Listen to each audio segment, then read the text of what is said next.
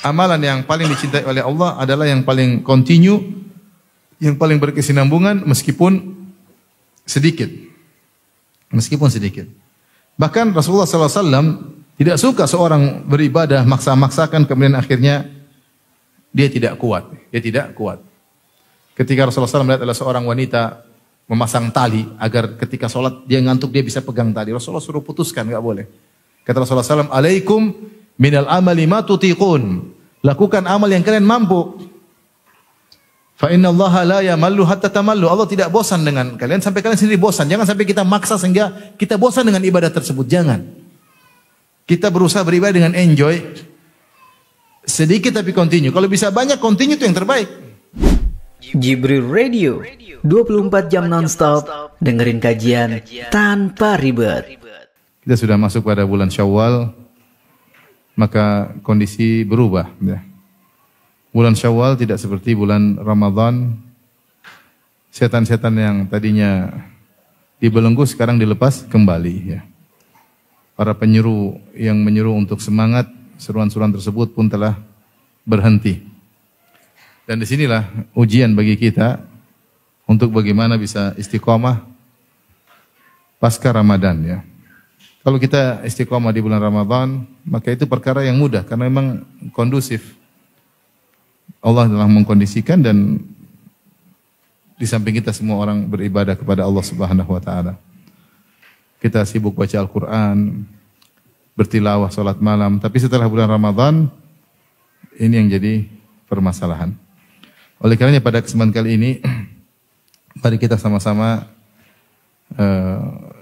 belajar agar bisa istiqomah setelah bulan Ramadan sampai kita bertemu dengan Ramadan-Ramadan berikutnya. Di antara hal yang membantu kita untuk bisa tetap istiqomah setelah bulan Ramadan, yang pertama kita tidak boleh ujub dengan apa yang sudah kita lakukan selama di bulan Ramadan. Karena salah satu penyakit yang bisa membuat orang akhirnya berubah dari hidayah kemudian meninggalkan hidayah adalah penyakit ujub. Ini penyakit sangat berbahaya. Penyakit sangat berbahaya. Ya. Makanya jika seorang telah melakukan banyak ibadah, janganlah dia ujub. Karena dia tidak tahu ibadahnya diterima atau tidak. Memang dia husnudzon bahwasanya Allah akan menerima ibadahnya, tapi untuk memastikan dia tidak tahu. Itu yang dicontohkan oleh orang-orang soleh. Lihatlah Nabi Ibrahim dan Nabi Ismail alaihi wassalam yang Allah abadikan dalam Al-Quran. Wa idh yarfa'u Ibrahimul qawaida minal baiti wa Ismailu Rabbana taqabbal minna innaka antas samiul alim. Ketika Ibrahim dan Ismail membangun Ka'bah, menyusun batu di atas pondasi Ka'bah. Sembari mereka mengangkat, sambil mereka meletakkan batu, mereka berdua berdoa, Rabbana taqabbal minna, ya Rabb kami, terimalah amalan kami. Padahal yang mereka kerjakan adalah pekerjaan yang sangat berat. Kita bisa bayangkan bagaimana Nabi Ibrahim alaihissalam harus mencari batu, batu tersebut harus mungkin dipahat sehingga menjadi bentuk kubus, ya. Kemudian harus diangkat. Dan itu pekerjaan berat. Dan mereka cuma berdua, Ibrahim dan Ismail. Kita tahu ketika Ka'bah dipugar di zaman Quraisy, ketika usia Nabi sekitar 35 tahun, 5 tahun sebelum Nabi diangkat menjadi seorang Nabi, waktu itu Ka'bah dibongkar, kemudian direnovasi kembali, dibangun kembali. Yang bangun banyak orang, berkabilah-kabilah, berlomba-lomba untuk bangun Ka'bah. Di antaranya Nabi SAW dan pamannya Al-Abbas bin Abdul Muttalib. Tapi yang bangun rame-rame. Karena memang pekerjaan berat. Pekerjaan berat, ya. Sampai akhirnya orang-orang Quraisy tidak bisa menyempurnakan bangunan Ka'bah karena nafkah mereka kurang. Sehingga Ka'bah yang harusnya lebih panjang jadi lebih pendek. Kemudian mereka pasang tanda yang namanya Al-Hijr. Yang orang bilang Hijr Ismail. Itu adalah bagian dari Ka'bah. Namun tidak dibangun oleh orang Quraisy, kata Nabi SAW, qasarathum an-nafaqah. Biaya mereka habis, sehingga mereka tidak bisa bangun Ka'bah secara sempurna. Saya ingin menyampaikan bahwasanya bangun Ka'bah itu bukan perkara yang mudah, ya. Tapi Ibrahim dan Ismail, setiap mereka bangun Ka'bah, mereka meletakkan batu, mereka berdoa, Rabbana taqabbal minna. Ya Allah, terimalah dari kami. Sampai Nabi Ibrahim alaihissalam harus berdiri di atas pijakan yang disebut dengan maqam Ibrahim. Untuk mengangkat batu ke atas. Ini itu berat. Batu besar-besar diangkat, disusun di atas. Kemudian maqam tersebut pindah-pindah. Jadi untuk pijakan sehingga Ka'bah dibangun dari segala sisi. Meskipun demikian, Nabi Ibrahim tetap berdoa kepada Allah dengan berkata, Rabbana taqabbal minna. Ya Rabb kami, terimalah dari kami. Oleh karena sebagian salaf ada yang baca ayat ini, kemudian dia pun menangis dan dia berkata, Khalilur Rahman bana baitar Rahman bi amri minar Rahman thumma yakhafu alla yataqabbalahu minhur Rahman. Kekasih Allah membangun rumahnya Allah atas perintah Allah, kemudian dia masih khawatir amalnya tidak diterima. Dan ini menunjukkan Nabi Ibrahim jauh dari penyakit ujub, tidak bangga dengan apa yang dia lakukan. Inilah penyakit yang berbahaya. Kalau kita di bulan Ramadan mungkin sudah khatam sekian kali atau sudah sedekah berapa sekian uang ya. Jangan kita ujub.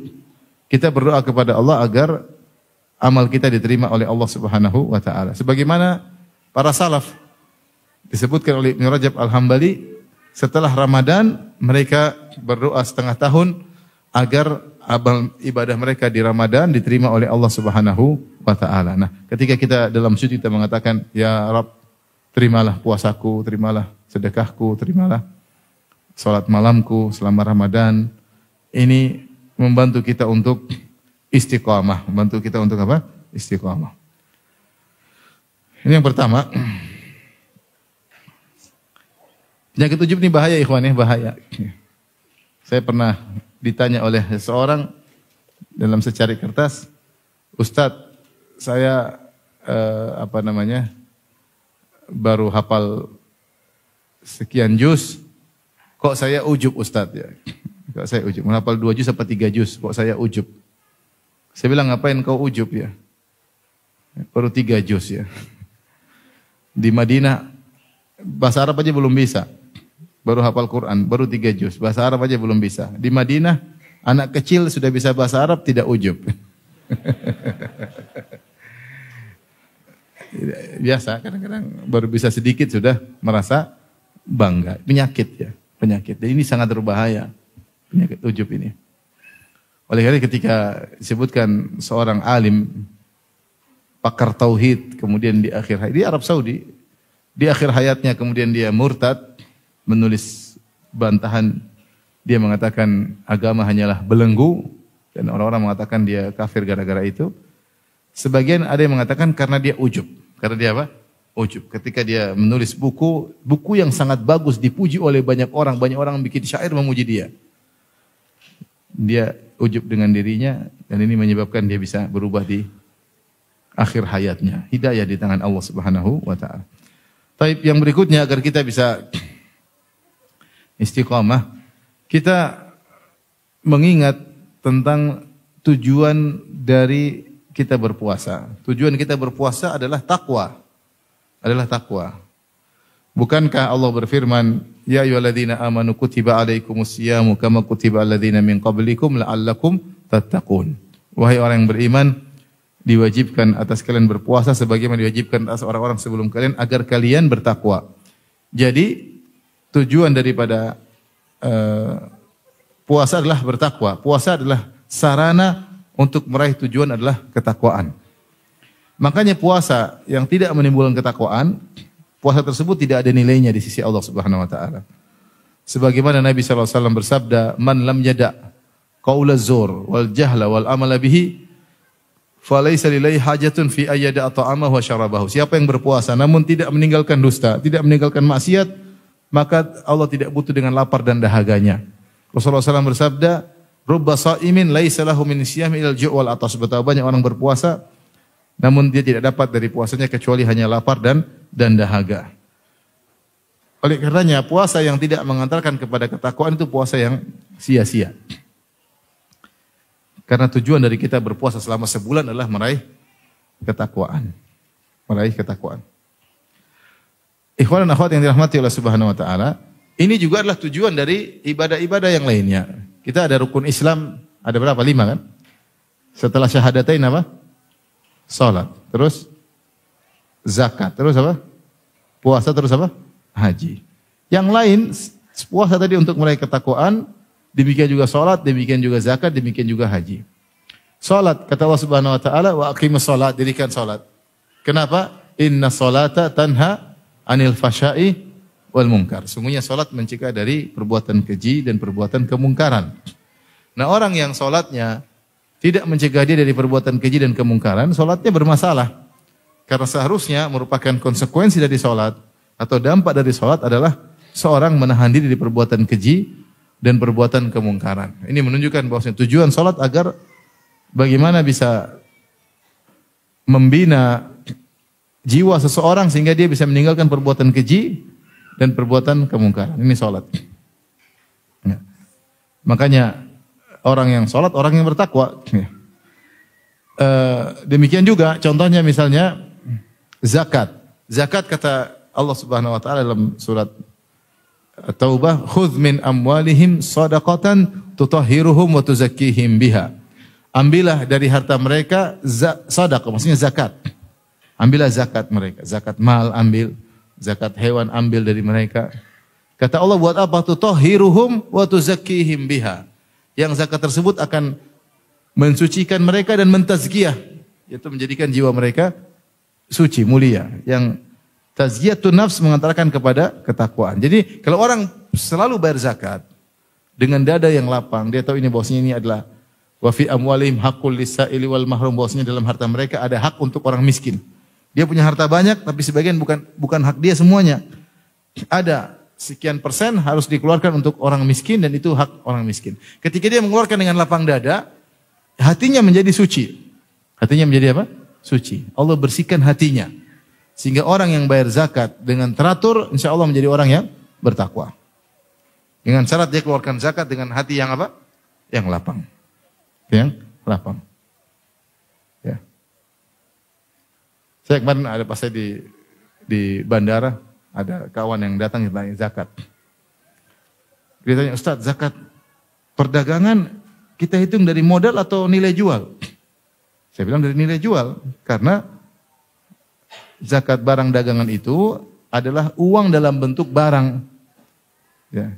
Makanya kita hitung nilai jualnya, karena kalau barang itu terjual, dapat duitnya itu dari nilai jual. Wah, dia kayak berat.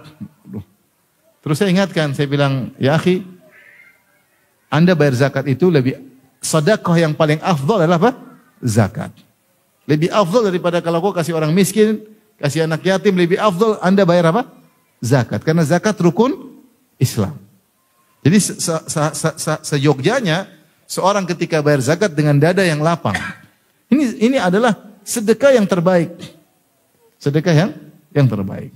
Kalau ada dalil-dalil tentang keutamaan sedekah, maka yang terbaik adalah zakat. Karena dia rukun Islam.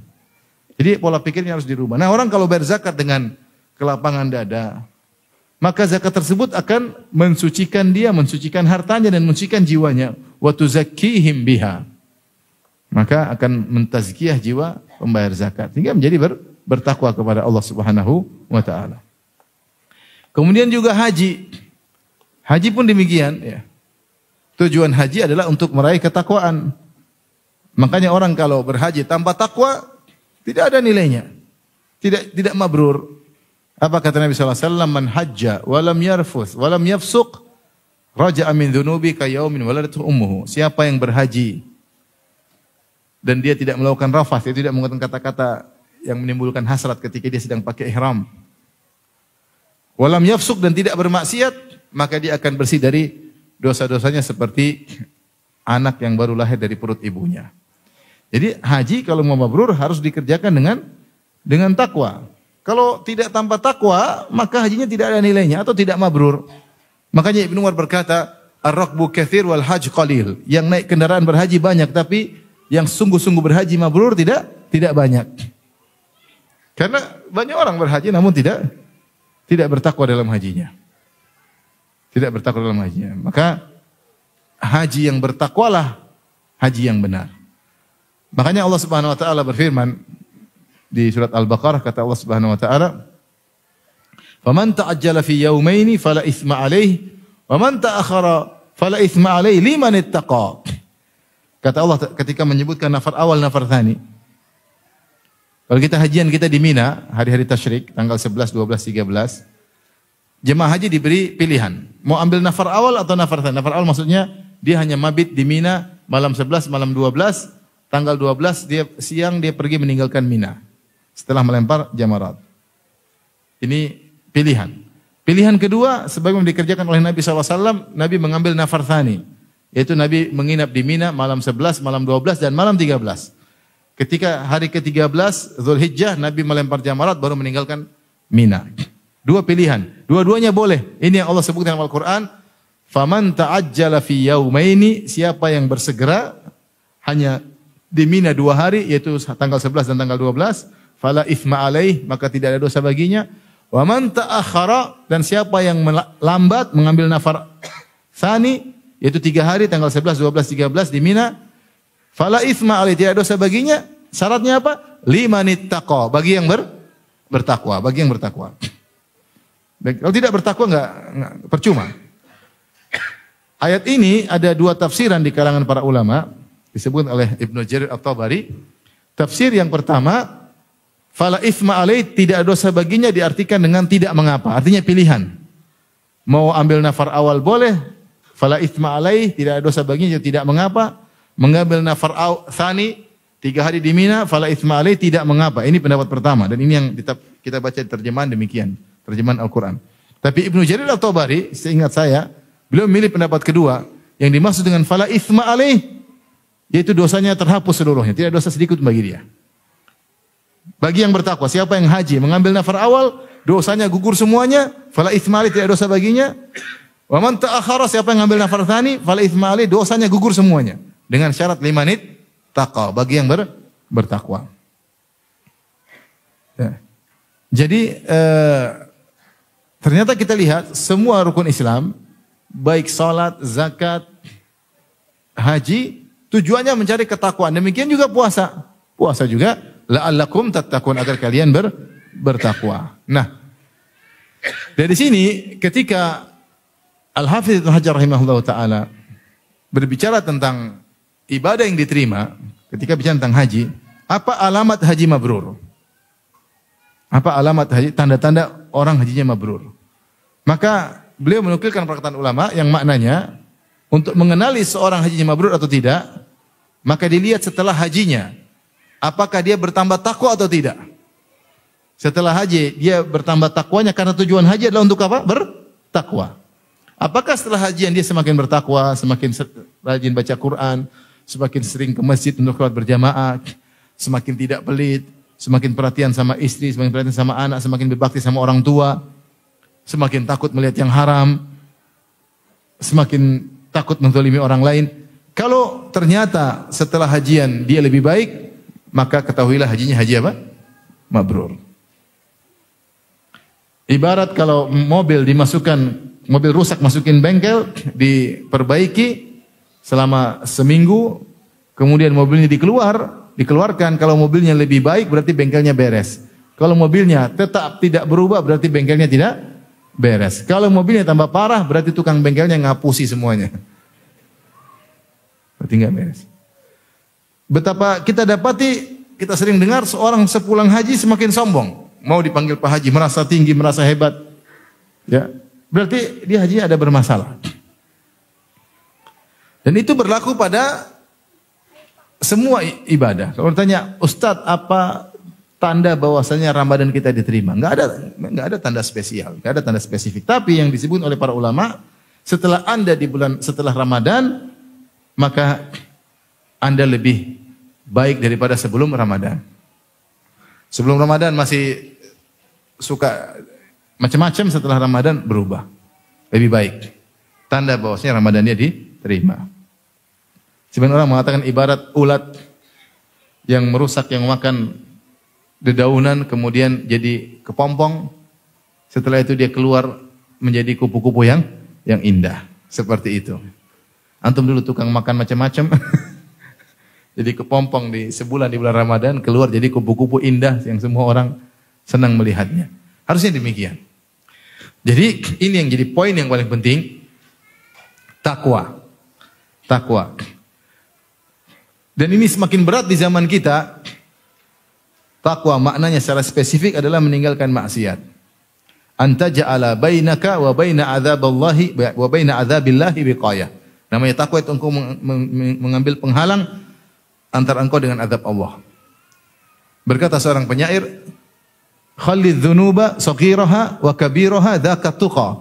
Wasna' kamashin fawqa ardi syauqi yahdharu ma yara. La tahqiranna saghiratan innal jibala minal hasa." Tinggalkanlah dosa-dosa yang besar maupun yang kecil. Itulah hakikat ketakwaan. Zakat tuqa. Itulah hakikat ketakwaan. Meninggalkan dosa besar maupun kecil. Wasna' kamashin fawqa ardi syauqi yahdharu ma yara. Jadilah engkau seperti seorang yang berjalan di atas tanah yang penuh dengan duri. Ada duri besar, duri kecil sekali. Dia waspada.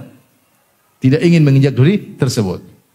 La tahqiranna saghiratan. Jangan kau remehkan dosa kecil sedikit pun. Innal jibala minal hasa. Sesungguhnya gunung berasal dari kumpulan batu yang kecil-kecil. Nah ini kita ingin setelah Ramadan kita berusaha bertakwa kepada Allah semaksimal mungkin. Meskipun kita nggak mampu, tapi kita berusaha. Kita berusaha. Kapan kita tergelincir, kita dikuasai oleh syahwat kita, mengikuti hawa nafsu kita, maka istighfar kepada Allah Subhanahu wa taala. Maka ikhwan dan akhwat yang rahmati Allah Subhanahu wa taala, bertakwalah kepada Allah setelah bulan Ramadan. Jaga pandangan, jaga pendengaran, jaga lisan, jaga hati. Kalau ngomong mikir dulu, ngomong yang menyenangkan lawan bicara. Hati-hati memandang, ya. Jangan remehkan maksiat sedikit pun. Kalau kelepas pandangan melihat maksiat, istighfar, astaghfirullah. Astaghfirullah. La tahqiranna saghiratan. Jangan remehkan dosa kecil. Jangan sepelekan. Jangan sepelekan. Setiap pandangan yang kita umbar haram, itu pengaruh dengan nasib kita di alam barzah. Kondisi kita nanti gimana? Setiap pandangan yang kita umbar mempengaruhi kebahagiaan kita atau penderitaan kita di alam barzah, apalagi di hari akhirat. Setiap pandangan yang kita tundukkan karena Allah Subhanahu wa taala, maka akan pengaruhi menambah kebahagiaan kita dunia maupun di akhirat. Ya, ini musibah. Dosa pandangan ini musibah. Tapi kita jangan meremehkan. Kalau kita menghindar nggak bisa. Nggak bisa kita menghindar. Kalau kita naik pesawat pasti ya ngelihat. Kalau duduk di bisnis kelas, pramugarinya datang dengan pelayanan yang menyenangkan. Sampai kalau saya naik pesawat, istri saya bilang, "Abi, tundukkan pandangan." Gimana mau tuh? Nggak bisa, saya bilang. Pramugarinya depan kita begini. Mungkin saya nggak tahu SOP-nya begitu, saya nggak paham ya. Tapi benar-benar depan apa? Depan kita dengan menundukkan dadanya, ya repot. Kita, ya Mbak, kan susah juga. Tapi maksud saya ini musibah. Ya. Kita jangan menyengaja. Kalau terlihat kita segera apa? Istighfar. Segera istighfar. Jangan remehkan hal ini. Taib, berikutnya agar kita bisa istiqamah. Perhatikan amalan-amalan untuk kita lakukan secara kontinu meskipun sedikit. Kata Nabi SAW, ahabbul a'mali ilallah adwamuha wa inqal. Amalan yang paling dicintai oleh Allah adalah yang paling kontinu, yang paling berkesinambungan meskipun sedikit. Meskipun sedikit. Bahkan Rasulullah SAW tidak suka seorang beribadah maksa-maksakan kemudian akhirnya dia tidak kuat. Ketika Rasulullah SAW melihat adalah seorang wanita memasang tali agar ketika sholat dia ngantuk dia bisa pegang tali. Rasulullah suruh putuskan, enggak boleh. Kata Rasulullah SAW, "Alaikum minal amali ma tutiqun." Lakukan amal yang kalian mampu. Fa innallaha la yamallu hatta tamallu. Allah tidak bosan dengan kalian sampai kalian sendiri bosan. Jangan sampai kita maksa sehingga kita bosan dengan ibadah tersebut. Jangan. Kita berusaha beribadah dengan enjoy. Sedikit tapi continue. Kalau bisa banyak continue itu yang terbaik. Tapi kalau kita enggak mampu, maka meskipun sedikit tapi continue. Kata Nabi SAW, "Alaikum minal amali ma tutiqun." Hendaknya kalian melakukan amal yang kalian mampu. Wallahi la yamallullahu hatta tamallu. Demi Allah, Allah tidak bosan sampai kalian sendiri yang bosan. Wa kana ahabbad din ilaihi ma dawama alaihi sahibuhu. Dan agama yang paling dicintai oleh Allah adalah yang pelakunya paling kontinu. Paling kontinu. Nah ini kontinu ini harus kita jaga. Ini pagar kita untuk istiqomah. Untuk istiqomah, kebiasaan yang berkesinambungan. Maka kita berusaha memplanning hidup kita. Baca Quran harus kita planningkan. Kita mungkin nggak seperti bulan Ramadan, 1 hari 1 juz, ya. 1 hari 2 juz, 1 hari 3 juz, 4 juz, ya. Bulan Ramadan beda. Ya, kita mungkin kurang dari itu, setengah juz kayak sehari, 1/4 juz kayak. Tapi terus-terusan, jangan berhenti. Kita punya al-wirdul yaumi, kita punya zikir harian.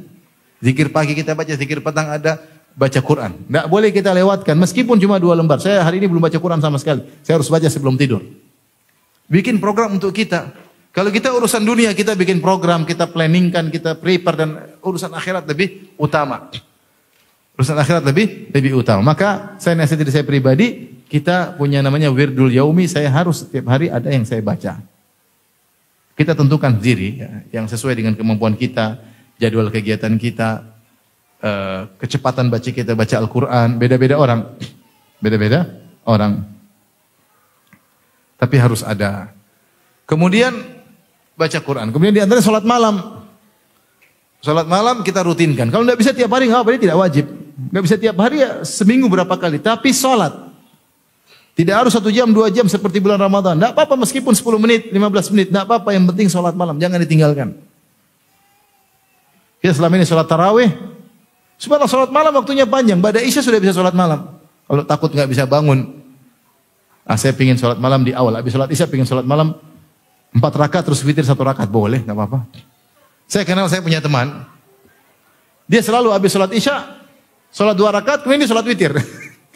Tapi dia nggak pernah tinggalkan. Setiap saya sama dia habis salat Isya, dia salat 2 rakaat, kemudian dia salat witir 3 rakaat. Mungkin dia nggak bangun malam, dia malas mungkin.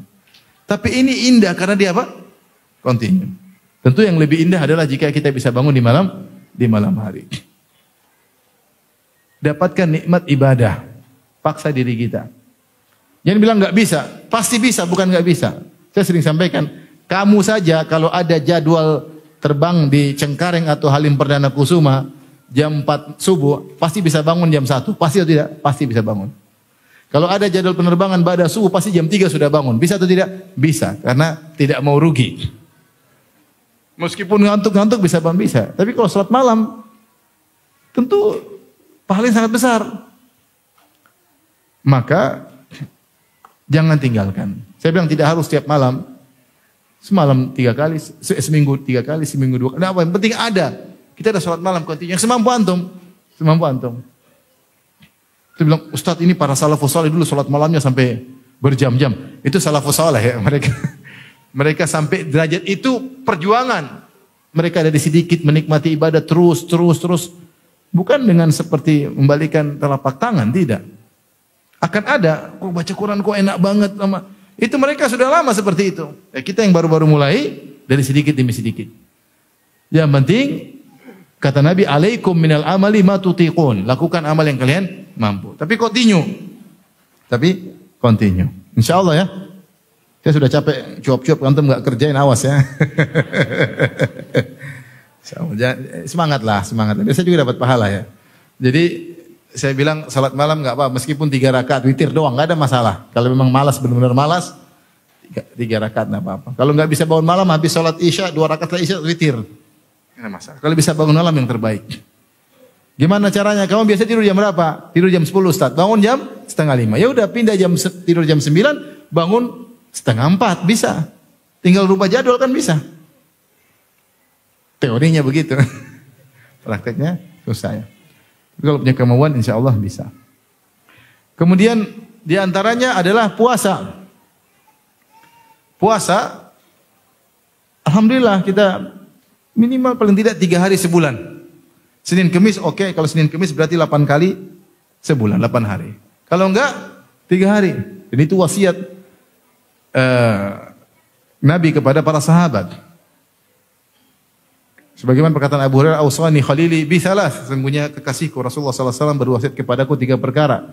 Di antaranya naum qabla witr qabla naum. Salat witir sebelum tidur. Abu Hurairah termasuk orang yang mengedepankan salat malamnya. Ada yang mengatakan karena beliau banyak belajar sehingga mungkin begadang sehingga sebelum tidur beliau salat apa? Witir. Kemudian rakaatai duha, salat duha setiap hari 2 rakaat. Yang berikutnya adalah siyamu thalathati ayyam min kulli syahr. Puasa 3 hari setiap bulan. Kalau bisa seperti sabda Nabi, salasa asyar, arba'ata asyar, khamsata asyar, Ayyamul Bid tanggal 13, 14, 15 setiap bulan Hijriah yang terbaik. Kalau enggak kapan saja. Kapan saja sebulan 3 hari. Siapa yang senantiasa puasa sebulan 3 hari, maka dia siyamud dahar, seakan-akan dia berpuasa setahun penuh. Kenapa? Al hasanatu bi asyri amsalihha. Bahwasanya kebaikan dilipat gandakan menjadi 10 kali. Saling bahu-membahu, bantu-membantu antara suami dan istri. Mas sudah puasa belum? 3 hari dalam sebulan. Ya, ini continue. Sedekah juga demikian. Kita berusaha bersedekah, meskipun tidak banyak tapi berkesinambungan. Ya. Sebulan sekian, manfaat sedekah sangat banyak. Ikhwan dan akhwat yang dirahmati Allah Subhanahu wa taala. Kapan kita sudah terbiasa melakukan sesuatu, nanti suatu saat kita mendapat halangan, tetap dicatat sebagai amal soleh. Itu di antara rahmat Allah Subhanahu wa taala. Ya. Dan Ibnu Hajar menjelaskan ini dalam Fathul Bari bahwasanya seorang yang sudah terbiasa melakukan sesuatu, kemudian dia punya uzur, maka tetap dicatat sebagai amal soleh. Dalilnya banyak. Di antaranya sabda Nabi sallallahu alaihi wasallam, "Idza maridal abdu aw safar kutiba lahu ma kana ya'malu muqiman sahihan." Jika seorang hamba sakit atau bersafar, tetap dicatat bagi dia amal soleh yang biasa dikerjakan olehnya ketika tidak safar dan ketika tidak sakit. Kalau kita baca hadis ini dalam Sahih Bukhari, ada 2 orang sedang bersafar, satunya puasa, satunya tidak puasa. Bayangkan. Yang tidak puasa tanya sama yang puasa, "Kenapa kau puasa?" "Saya mendengar Nabi, dia tidak puasa." Kemudian dia berdalil, "Saya mendengar Nabi bersabda, siapa yang bersafar dicatat amal yang dilakukan selama tidak bersafar." Karena dia ini kalau tidak bersafar sering puasa, ketika dia bersafar tidak puasa tetap dicatat amal apa? Puasanya. Kita sering sakit ya. Oh, sakit nggak bisa sholat malam, nggak bisa ini, tetap dicatat kebiasaan kita. Itu nikmat yang luar biasa ya. Oleh karena tapi dia harus mencapai derajat madama alaih, yaitu perkara yang dia continue dalam hal tersebut. Kalau dia sudah continue, maka Allah akan catat sebagaimana kebiasaan dia. Nah, ini yang saya harapkan kita benar-benar perhatian terhadap ini. Sehingga nanti misalnya seorang yang senantiasa bersedekah, tiba-tiba dia jatuh miskin karena terjadi bencana atau yang lainnya, maka tetap dicatat dia selalu bersedekah karena kebiasaan dia ketika kaya suka apa? Bersedekah. Seorang yang di masa mudanya sering sholat malam, ketika di masa tua dia tidak kuat lagi berdiri, sholat malam sebentar atau dia penyakitan, tetap dicatat. Selama dia masih hidup, catat seakan-akan dia sholat malam selalu. Karena kebiasaannya ketika masih apa? Masih muda. Dan dengan mendawamkan amal-amal saleh meskipun sedikit, ini membantu kita untuk apa? Untuk istiqomah setelah bulan Ramadan. Jangan sampai ibadah yang kita lakukan bulan Ramadan hilang begitu saja ya. Saya sering ingatkan, hati-hati. Kalau sudah Ramadan, ingat pas malam takbiran. Malam takbiran sudah banyak orang tidak sholat malam. Udah. Malam takbiran sudah enggak ada namanya sholat witir. Udah besok Lebaran, malamnya sudah enggak ada sholat witir. Jangan. Tetap sholat malam meskipun tidak seperti di bulan Ramadan. Tetap sholat witir. Ya. Jadi ini amalan sedikit tapi continue, ini membantu kita untuk istiqamah di jalan Allah Subhanahu wa taala. Kemudian berikutnya agar kita bisa istiqamah, tentunya pergaulan yang benar, sahabat yang benar, sahabat-sahabat yang baik, yang mengingatkan kita pada akhirat. Kita punya teman banyak, kita bergaul banyak, kita ngobrol sama banyak orang, teman di kampung, teman di kantor, teman di jalan, teman. Tapi yang teman yang kita sering makan bareng sama dia, jalan bareng sama dia, ini harus teman yang baik. Kita diskusi sama dia, kita curhat sama dia. Ini harus teman yang baik. Teman yang kalau kita lihat dia, kita ingat apa? Akhirat. Teman yang buat kita semangat untuk berjalan di jalan Allah Subhanahu wa taala. Alhamdulillah teman-teman seperti ini banyak. Kita masuk di komunitas yang buat kita bertakwa kepada Allah Subhanahu wa taala.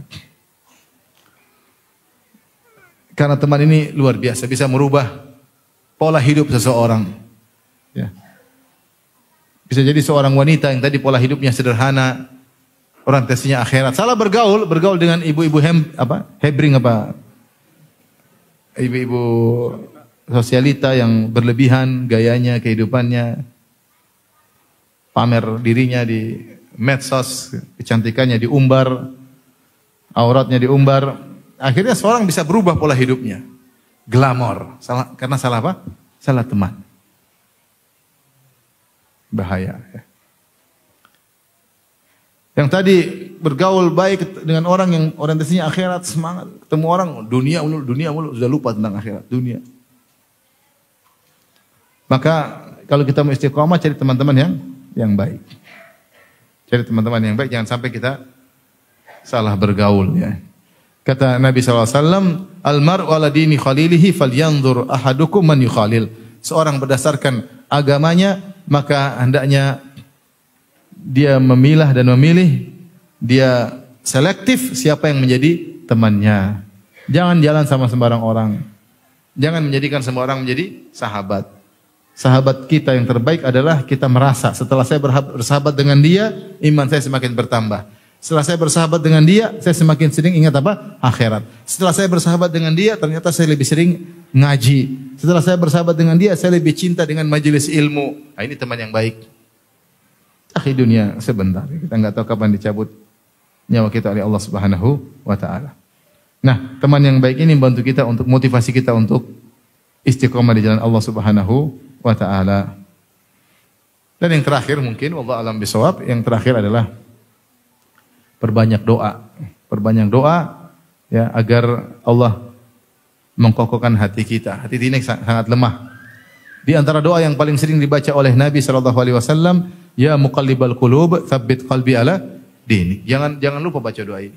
Kadang-kadang kita lupa lalai. Ini doa padahal sering dibaca oleh Nabi. Ya muqallibal qulub, wahai pembolak-balik hati manusia, tsabbit qalbi ala dini. Kokohkan hatiku di atas agamamu. Dalam doa yang lain, ya musarrifal qulub, sarrif qalbi ala ta'atik.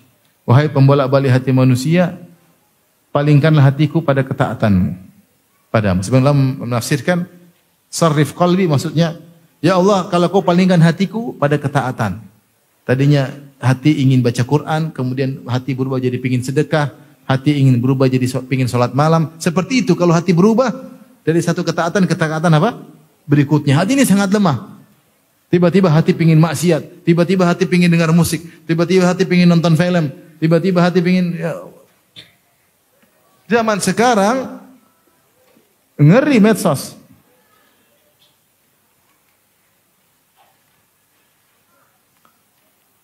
Pada nonton film orang-orang. Melihat maksiat berjam-jam. Makanya doa sama Allah agar hati kita dipalingkan. Ya. Wa karri ilainal kufra wal fusuq wal isyan wa ja'alna minar rasyidin. Allahumma zayyinal iman fi qulubina. Ya Allah, hiaslah iman dalam hati kami. Buatlah hati kami benci dengan maksiat, dengan kekufuran, maksiat, kefasikan kami enggak suka. Bikin hati seperti itu. Wa ja'alna minar rasyidin, kami jadikanlah kami menjadi orang yang dapat petunjuk. Ya.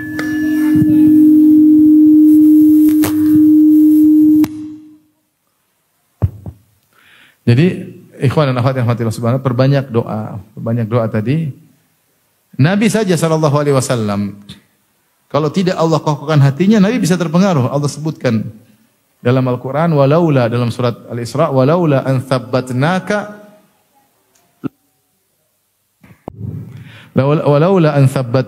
laqad kitta tarkanu ilaihim syai'an qalila. Kalau bukan kami kokohkan hatimu ya Muhammad, laqad kitta tarkanu ilaihim syai'an qalila. Kau akan condong kepada mereka dengan kecondongan yang sedikit. Nabi aja ketika mendengar rayuan orang-orang Quraisy, Nabi bisa goyang, tapi Allah kokohkan hati Nabi.